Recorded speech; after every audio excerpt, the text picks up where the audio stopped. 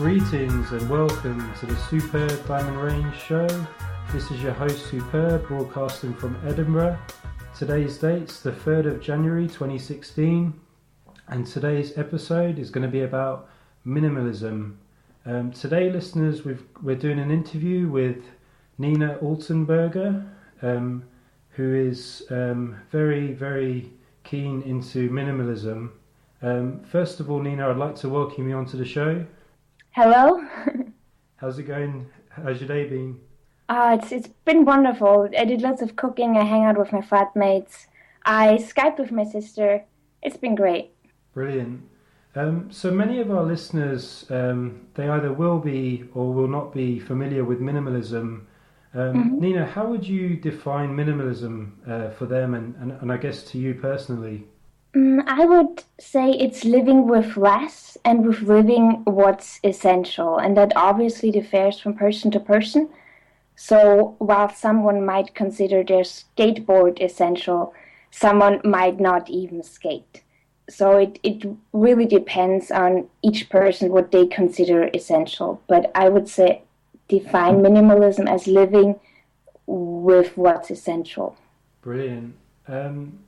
Also, I would like to find out how and why, did you discover minimalism and how did you get into it? So basically in 2014, in January, I moved to New York City, and I basically had to pack all my belongings into a big suitcase and into a carry-on. And while I didn't have too many things, it was still way too much to fit into those suitcases. Okay. So I had to downsize drastically within a matter of weeks. And with the help of my sister, I managed to fit everything into the big suitcase and the carry-on. And basically I forced myself into minimalism, you could say, because I simply had to downsize. There was paying for extra luggage was simply not an option for me. Wow. And, how did the transition itself into that lifestyle, did it take you a long time or did it happen quite quickly? It sounds quite quickly by the... Yeah, because it basically had to happen quite quickly, and once I got accustomed to simply having what I had at the time, it was fairly easy, and I moved around a lot ever since that time, and it has really helped with owning less, because I'm always thinking of, okay, I will move again the next couple of months. I shouldn't buy this. It's probably best to get rid of that. So that has really helped me basically to keep my belongings at bay. Definitely. I mean, I've moved quite a few times in my life, and to me it's always been very stressful and a lot of hard work, and I never look forward to it. Just the whole process of having to pack everything into a box and then lug it somewhere. And I've been a few times back and forth to like storage centres where I've had to move boxes in temporarily and then move them back out. And it's just a nightmare. Just the thought of it all, just like, it kind of puts you off moving. Even if you're unhappy where you are, you just think, do you know what, I can handle here a bit longer. Put it off as far as possible into the future. Yeah, absolutely. It can be quite a pain. Definitely. I was going to ask, since you got into it, how's your friends and family reacted to this? Like, how have they received you, or reacted in general to it? My mother, for example, initially was quite surprised, because at the time, whenever I left for New York City, I was living with my parents. And my mother was quite furious that I got rid of so many of my belongings, and she didn't quite understand what was happening. And I tried to explain it to her that I need to downsize because I'm moving and I simply don't need all this excess stuff. But I think until today, she still doesn't really understand why I downsized and what was happening at the time. Sure. But as far as my friends and family go, They do understand. They do understand, especially my sister. She as well is kind of into minimalism, but then again, she's quite the opposite of me, because she has loads of more stuff. But Sure. then again, my husband, for example, he only has a couple of belongings. He's really minimalistic. And Brilliant. I appreciate that about him because if he would have loads of stuff, it would, yeah, it would get into the way of things. Do you think that it would be difficult? Obviously you got your husband. Do you find that if your husband wasn't into it, that it would be difficult for you in terms of pulling it off, in terms of, having you both more on board with it would be a Yeah. lot easier, to plan your life out. But obviously if one wasn't into it, you could expect him to, say, have a lot of things and you would have hardly anything. So Mhm. all his stuff would take up everything, all the space. But it's quite good that you're both on the same page in regards to, minimalism. Yeah, absolutely. I mean, at the moment, it doesn't matter that much because we're not living together just yet. Okay, So we have separate rooms, separate spaces in completely different countries. He's living in the States, I'm living in London. okay. But still, it really it really makes things easier because I don't get unnecessary gifts. He can save money for flights to visit me. I can do the same. So us being both on the same path really, It's great, isn't it? It seems yeah. like, yeah, it's going to be really good. Like, yeah, I mean, it's because sometimes in relationships you can both be opposite to each other, and they, Mhm. they say things like opposites attract. And I'm sure there's differences between you and your husband, but when it's something as big as that, it can be. It's really good that you both agree on it, and you can, sort of like your life is easier to move forward together, because Yeah. everything's going to synchronize, in regards to that. So Mhm, absolutely. that's really good. I can understand where you're coming from about your family as well. Like they might not quite get it. I mean, your sister obviously gets it, but other family might kind of be a bit like, what, what's this about? It's very strange. Like this, they might not really understand it, but it's really easy to explain it as well because obviously we've talked about things like the move-in house. If you have less stuff, it's less hassle. Yeah. And if you travel as well, if you travel light, you're not carrying around a big heavy suitcase or clothes and everything. So it's kind of it makes your life a lot easier. By the sounds of it, and you feel a lot better. Um, Absolutely. And you're not that stressed out because moving now is a breeze. I just pack everything into my suitcases and I can take a plane, I can take the tube and that's it. Of course, when you have a family or when you're more than one person, obviously you might need a moving van, you might need a car to move, sure, but still moving is a lot easier either way. definitely. Um, yeah, so I wanted to ask, how has minimalism affected your personal finances? Because I'd imagine if you were a person that was used to buying a lot of things like maybe clothes or jewelry, Hmm. or technology. In my case, I like to spend a lot of money on technology. How does it change your spending habits and your personal finance in general?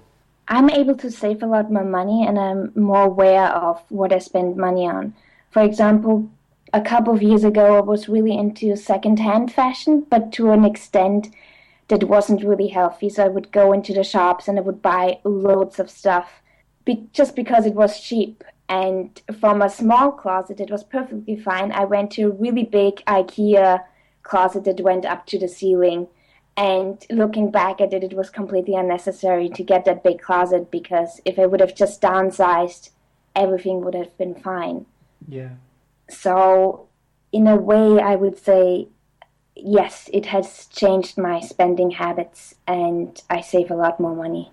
because I remember in one of your YouTube videos you mentioned about whenever you're going to go to buy something, that if you see it for the sale price, Hmm. you got to question, would you pay for it at the full retail price?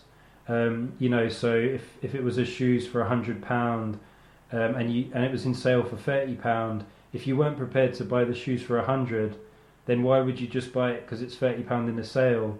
And I thought that was a brilliant way to shop, to think about it like that, because it kind of makes you think differently about buying things, because if you really wanted them, you probably would pay 100, but if you didn't, then you might just pay 30 and just be happy with it.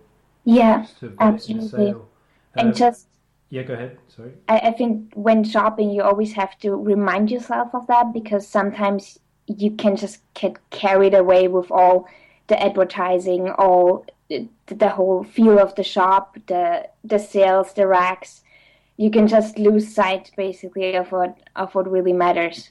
Yeah, it's quite funny because a friend of mine had this saying. It's quite funny, but if you were going to pay £100 for shoes, so you went out shopping, with a budget in mind of £100 for a pair of shoes, and the shoes that you saw were 125, then he used to say that they're only 25 because you were going to pay 100. So it's just a joke that we have, like, it's only 25, but of course it's not. It's 125, but it's just really funny. It's kind of the opposite of your thinking in terms of the sale, but yeah, it's quite funny. So when you decided to get rid of some of your possessions and the clothes that you had, how did you go about it? Did you, I don't know, bring it to a charity shop? Did you give it to friends and family? How did you lose it, I guess? So initially, I simply cleared out all the drawers and cupboards that I had, and then I was left with everything in my room on the floor. And then I simply went through the stuff, and as for clothing, for example, I donated loads of garbage bags full of clothing. Then my sister called a friend, she came over and she took a bunch of things that I was about to donate. Then my sister is now in the middle of selling things that I didn't wanted to donate at the time. And I simply ran out of time to sell it, so I asked her to store it for me and to sell it for me, and that's what she's doing now. And things that weren't really reusable anymore, I recycled. For example, I had an old scanner, and I couldn't find software for it anymore. I didn't manage to make it work on my computer. And then I looked up the local recycling depot and simply brought it there for recycling. And that was completely free and took me a 20 minutes tube ride to the recycling depot. So with those things, it's always good to do your research. And for garments, for example, that are no longer wearable, they could always be brought to the local recycling station. Brilliant. And I suppose one of the things about I guess people that buy a lot of stuff, in terms of, like, obviously giving it away is good, because obviously there might be somebody that will appreciate it more on the other side, but also the fact that if you're not buying as much stuff, your financial situation will improve, so you might have more savings, so then you might be in a more of a better position down the line to give more, in general, more help to people, than sort of being at the stage of having no money because you're always going shopping, you probably racked up the credit card. So it's kind of good that you can kind of get the balance kind of right. But at the same time, I guess if you have got too much stuff, the other side is that you can give it all away because you've been collecting it, kind of thing. Yeah. It's going to make somebody happy. But yeah, it's kind of really interesting. And charity shops are great. I used to volunteer at a cancer research charity shop, and it was a discount store, so everything was £30 at most. Excellent. And seeing people's faces when they buy something, or how happy they are when they find a good bargain, it's incredible. It's really incredible, and I think it's good. Well, there's certain things that charity shops apparently do that I don't necessarily agree with. Generally speaking, it's always best to donate. Definitely. So I wanted to mention, obviously, when I've moved in the past, I've always found it very stressful and, a lot of hard work and effort. And one of the heaviest things that I've had to move has just been books that I've collected over the years, and in some cases CDs and DVDs. And, obviously now a lot more people are moving towards digital storage, backing everything up onto their computers or onto hard drives.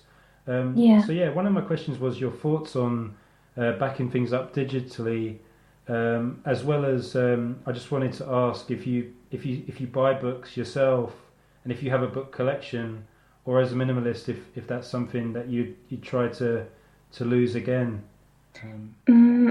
So to your second question, I used to have a lot of books, basically a little Billy IKEA shelf that was filled from the top to the bottom with books.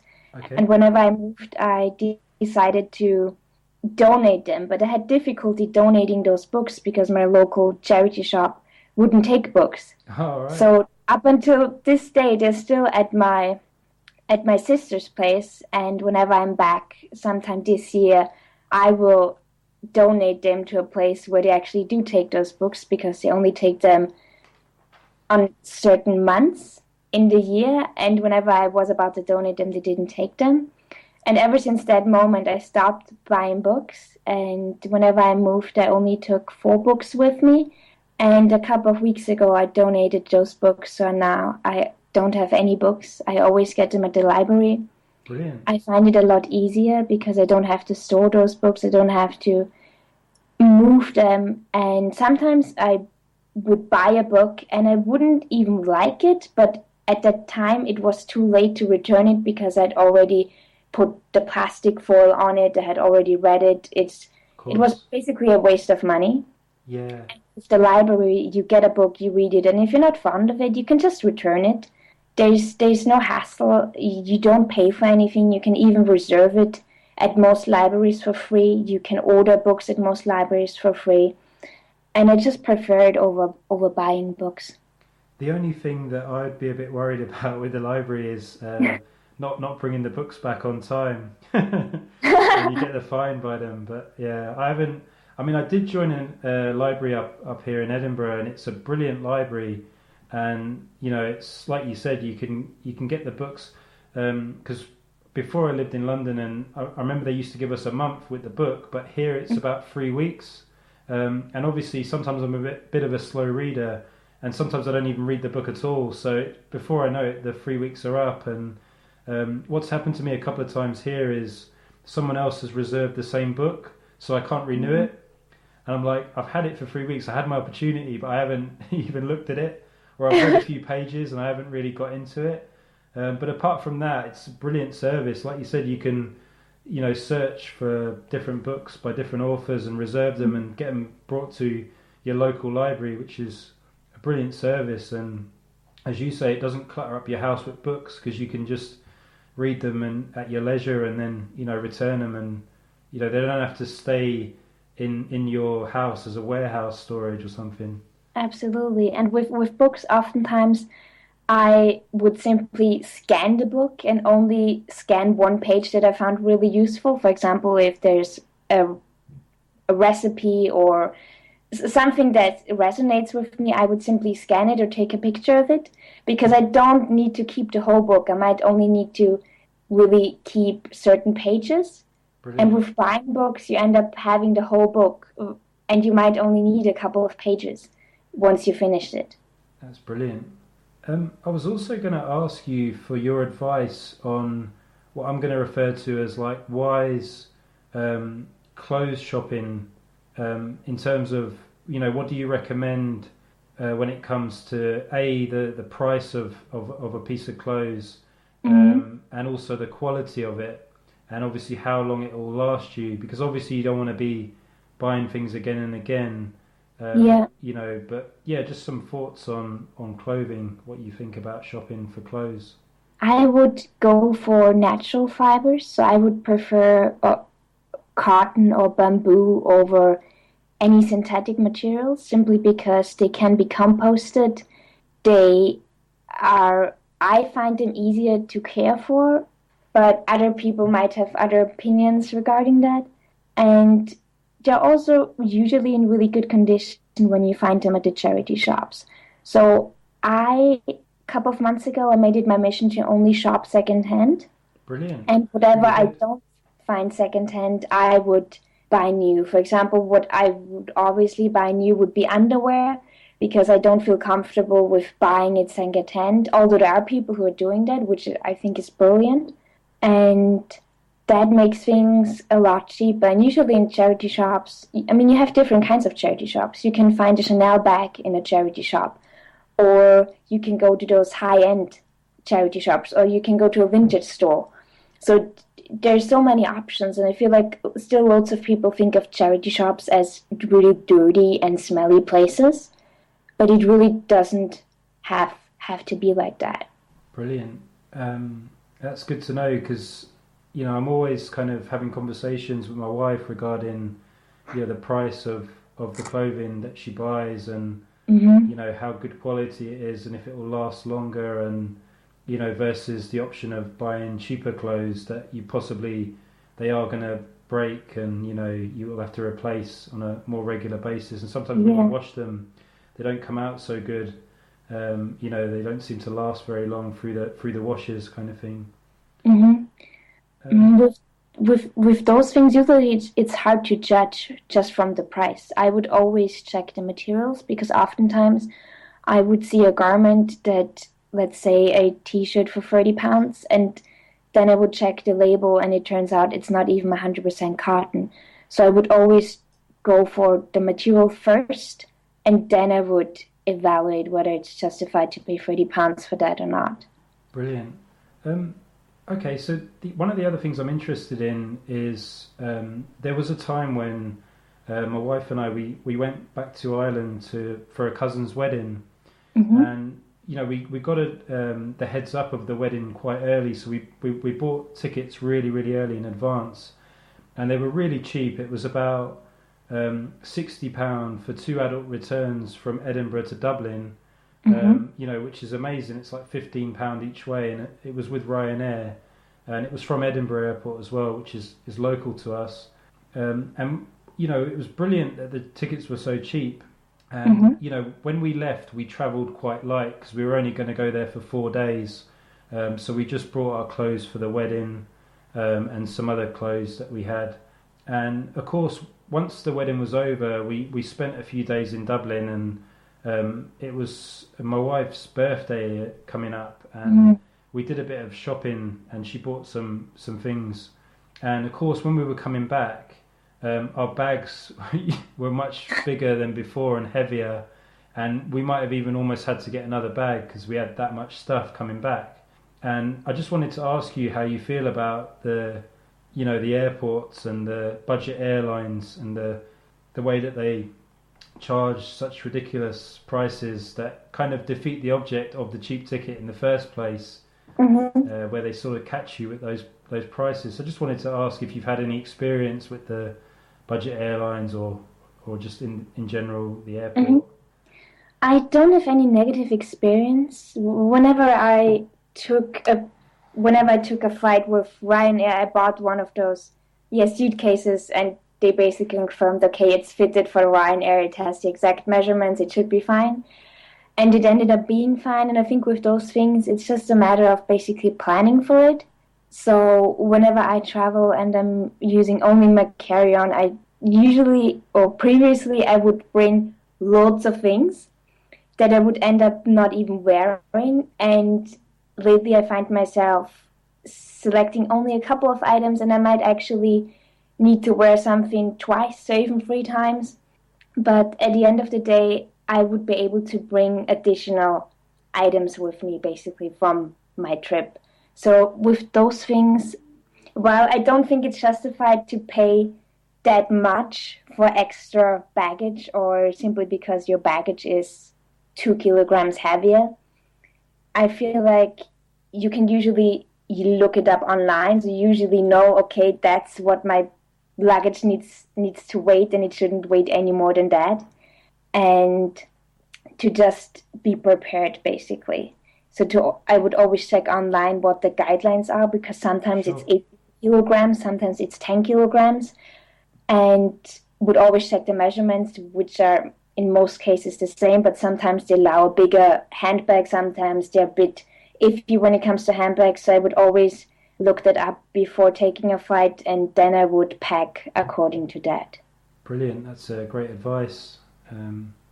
I wanted to ask you about Christmas and Black Friday excess, Mm, because all through the year there's a lot of hype surrounding these 2 days, and I mean more so Christmas in the past, but more and more ever now, Black Friday, and obviously I've been hearing a lot that a lot more people have been turning to online shopping, particularly on Black Friday.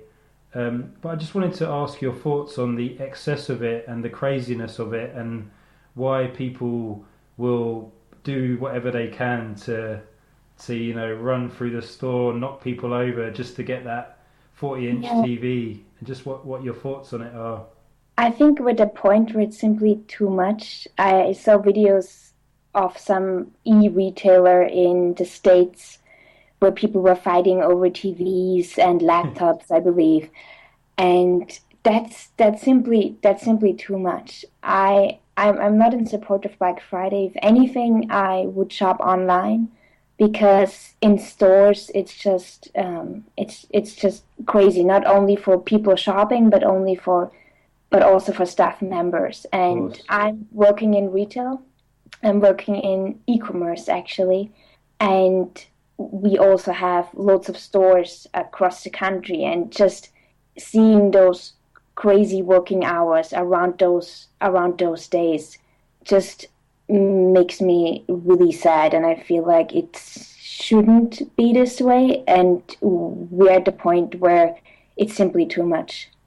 It sure is. I think a lot of people must have learnt their lesson from the previous year, because I remember in Asda, in particular in London, there was a lot of footage of just absolute chaos. Like, Mm. people were just standing on people's heads just to run and grab something. It was just like unbelievable pandemonium.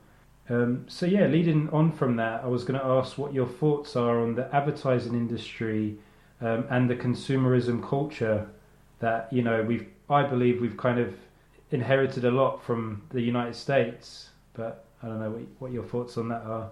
Yeah, I feel like advertisements always make you feel like you need that, or you're lacking that, or you're not pretty enough, or you're not fitting society standards.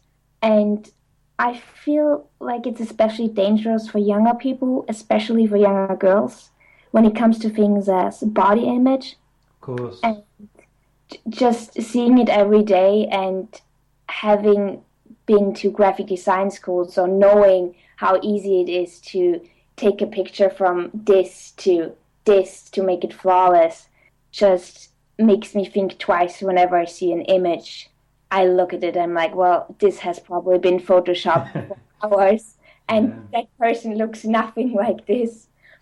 And with those things, I feel like everyone should do a bit of research, but sometimes I feel like it's hard. I mean, you see a product, you see a woman with amazing skin, amazing teeth, amazing hair, and then you look at yourself and you're like, I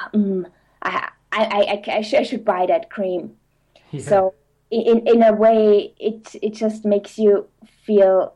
I don't want to say worthless, but it can make you feel not good enough in a way, and that I feel like is really dangerous, and is something that we should all be more aware of. Well, I remember like when I was in high school, there was always a big hype around when we used to have what we called own clothes day. So when people wouldn't be wearing their uniform but would come in with their own clothes, and it was always like, oh, I wonder what they're going to be wearing, and then they were worried about what they were going to be wearing and what people would think of them, and a few people used to come in with their uniform and they used to say, oh, I forgot, and I always used to think maybe they were worried or about their clothes, that it wouldn't be good enough, and what people would say. And even later on in my life, I remember being with sort of friends that were very judgmental of other people. Mm-hmm. I remember one time in particular, I was with somebody. I think I went to the cinema, and there was a Pizza Hut nearby, and there was a woman that was dressed up really well, as if she was going on a first date, and Mm-hmm. the guy that she was with was wearing like tracksuit bottoms and kind of sporty type clothes. Yeah. And the friend at the time kind of made a comment about, what's the guy doing dressed like that with that girl when she's so dressed up? And he was sort of making a judgment. And I kind of felt that friend is putting a lot of self-pressure, because if they start judging others about their clothes, then obviously they're going to be judged, or they could be judged by someone else. So it kind of makes them become big-time consumers of clothes, because you can't go around judging people on what they're wearing without, I guess, you wearing clothes that you in your mind justify as being good. Exactly. So I don't know, like, I think that's another thing about minimalism. I think you can't be one of those people that would judge people's clothing or how many cars you had, or this kind of thing, because it wouldn't really work. Yeah, and it wouldn't really matter. And I mean, for example, I have a couple of t-shirts, maybe five t-shirts that I wear on a day-to-day basis. And whenever friends ask me about my clothing, they look at me and they're like, "Well, but all you ever wear is black." So they don't even recognize that I have those 5 t-shirts, because they see me and they know, okay, all Nina wears is black from head to toe. So what? I could wear the same outfit 5 days in a row and no one would care. All they would see is, oh, Nina is wearing her usual black uniform. So I think a lot of times we are thinking that people are looking at us or judging us, but in most cases people are way too concerned how they look. Definitely. Yeah, I just wondered, like, if you were interested in recycling and what your thoughts on recycling are. I'm not sure if you recycle where you live now or if you've done it in the past, or what your opinion of it is. Mm-hmm. I think it's really good. Here I'm with my flatmates. We recycle food waste, or not recycle, but we have a separate bin for food waste. We have the normal recycling bin, and then we have another general waste bin, and we separate that in the house, and then of course we just put the bins on the street and they pick it up. And with recycling, sometimes I find it difficult, especially when it comes to plastic, because, well, I don't have a lot of plastic waste. My flatmates do. Sure. And I'm always trying to ensure that everything is in the correct bins. And sometimes it's difficult to know whether my local recycling depot is accepting that type of plastic or if they're not. So I feel like it needs to be more transparent. There need to be more specific guidelines for each borough, so that every person is fully aware of what can actually be recycled. Because even when you do your research online, I personally feel like it's really difficult to determine whether that type of plastic can be recycled or not, and where to bring it, or can I put it into the general recycling bin. Sure. It's not very clear, is it? Sometimes you have to do a lot of digging to find out, like, yeah, proper absolutely. procedures. And probably most people don't really have the time or the nerves to do their research, so they just put it into the general waste bin while it might actually be recyclable. Exactly. One of the other things I wanted to ask was, people that, say for example, somebody that has a lot of money, like a rich person, obviously there's this thing like, that people worry about their status in society, and the house that they're living in, the car that's parked outside. And I just wanted to ask your thoughts on, like, in the minimalism lifestyle. I mean, there's only one that I can think of that's popular that I know, but maybe you might know of more, but or just if you've heard of people in general. But obviously people that have a lot of money, they might feel like, they want to spend it, so they'll end up buying loads of things or buying big things that cost a lot of money. One of the names that comes to my mind is Steve Jobs of Apple. Because I understand when he was alive, I saw a documentary that was talking about, his home where he lived was very simple. He didn't have too many possessions. It was just very clear and clean. Do you find that you get a lot of people, that, for example, rich people, middle class people that will adopt this lifestyle, even though they've got a lot of money and they can buy a lot of things and live in a big mansion, I guess? Or just wanted to ask your thoughts on that. I think in the general public, there's a bit of a misconception about what minimalism really is, because lots of people always think of really nice, clean surfaces. Everything is really small. Everything's really nice. It's basically that Instagram or Tumblr kind of image. While minimalism can be anything. And if, for example, I would have a lot of money, I would spend it on experiences versus stuff.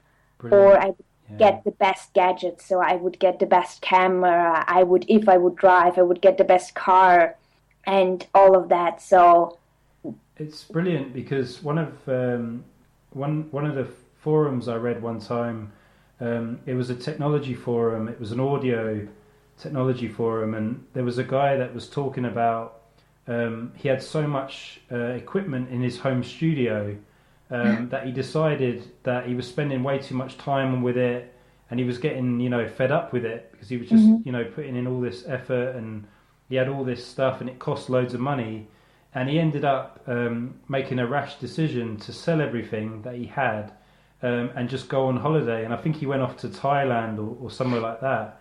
And he had as you said, he had a brilliant experience, and he actually said it was worth it. He actually believed that, everything that he was buying in his studio was, it was sort of bringing him down. Really, he was just spending too much time fixing things, trying to make things perfect. And he just said, look, he just got rid of everything. He felt much better once he sold everything, and then he had a brilliant experience in Thailand, or he might have travelled around a few other countries in Asia.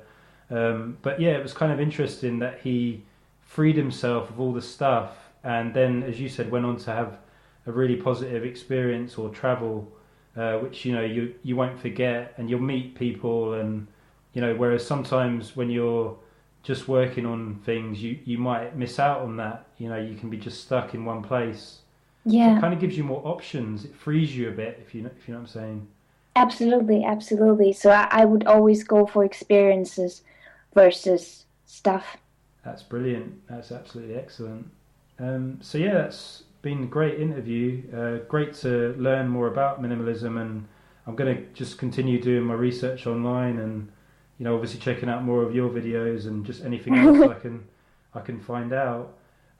Obviously, just for our listeners, I'd like them to be able to check out your work and hear more from you. Just wanted to know if you had any ways for them to check out your work via social sites or anything. Yeah, so you can find me on YouTube. I have a YouTube channel called The Minimalist Ninja, and I post there on a regular basis. And my topics are minimalism and zero waste. Brilliant. And I'll also include a link to your YouTube channel and any other links that you'd like me to put on. Thanks. So yeah, once again, Nina, thank you very much for coming on. I've been very, enjoyed everything, like learning what you've had to say.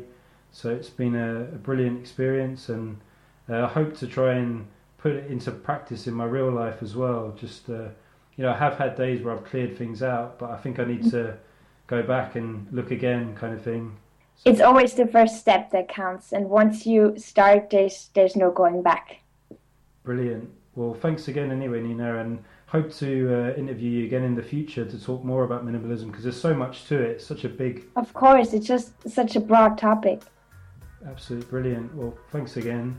And yep, so just for our listeners, you can reach Superb Diamond Range on our Twitter, which is SDRpod, and our website, which is sdrpod.com.